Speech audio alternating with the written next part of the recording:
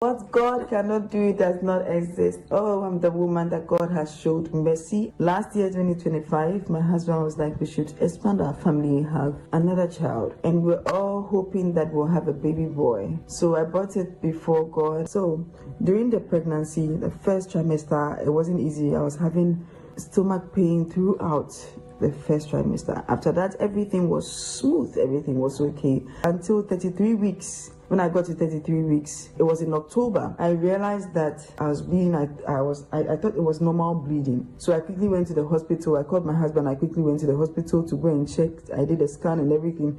Everything was fine. Baby is lying in a perfect position. Everything was fine. There was no problem. But where the bleeding was coming from was what we did not know. So later, we found out that the bleeding was actually not bleeding, but I was actually passing out bloody urine.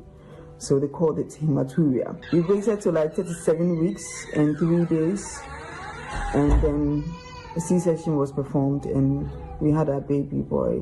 Everything was fine. After the pregnancy, I think a month, baby fell sick. Like, he just had a temperature. We didn't know what happened to him. I was still passing out bloody urine. Took him to the hospital. The doctors checked, and later we were told that it was meningitis, bacterial meningitis. We didn't know where this was coming from. While we were at the hospital, things were getting bad. For the third day, my baby stopped breathing. He wasn't making any effort to breathe again. He just stopped breathing. The man at the ICU told us that it was very bad.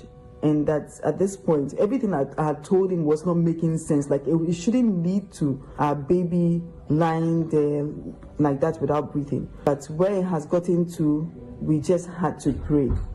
If we are on NSPPD, we should go back to NSPPD. So it was prayer all around. Now at the ICU, baby was supported with a ventilator. Where we were at the hospital, in fact, every hospital we called, all the places that we thought and we knew that they could help us, whenever we called and the situation was explained to them, they would tell us that no, we don't have beds. They would just give us excuses that they cannot take the child. So he was put on a ventilator. That day, I still prayed the O8 prayer with my husband. He didn't look good. I told one of the nurses, I begged her to play NSPPD for my son. That was when everything started. The first day we put him there, the next day, we were told that baby had taken out the ventilator. He took it out himself. He was off the ventilator. We were all shocked because we didn't know how did the baby take out a ventilator by himself. NSPPD was playing by his bedside.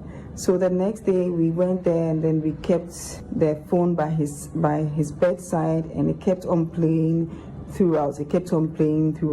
Now the second day at the ICU, while we were praying on NSPPD, Pastor Jerry said, 22nd December 2025, Pastor Jerry said that my name is Dr. Zainab Shinkafi Bagudu. As a pediatrician and public health coming out. People in the ICU are coming out. Anyone in the ICU, come out! And that same day, he was being discharged from ICU and brought back to the ward. I wanted a video that would play, "Oh Lord, show me mercy." So I just clicked, "Oh Lord, show me mercy," and then one video just popped up the 19th October. Now my son was born on 19th November 2025. I don't know how God did it, but that same video that was playing 19th October, now Pastor Jerry said meningitis. Anyone with meningitis, by the power that raised Jesus from the dead, I command, let this meningitis be reversed by fire. I was so surprised. I was like, God, you knew why you brought me here. And God brought my son out fine. He was fine. There was nothing wrong with him. After that, we were told we had to go and do an ear test, eye test, and then the transfrontal test to check whether his hearing is not impaired, his eyesight is not impaired. We did all those tests, and I just want to say thank you to God because everything came out normal. Now here's my evidence. This is how far God has brought us. 4 months and counting. We are moving forward. What God cannot do does not exist. What a Roy cannot do does not exist.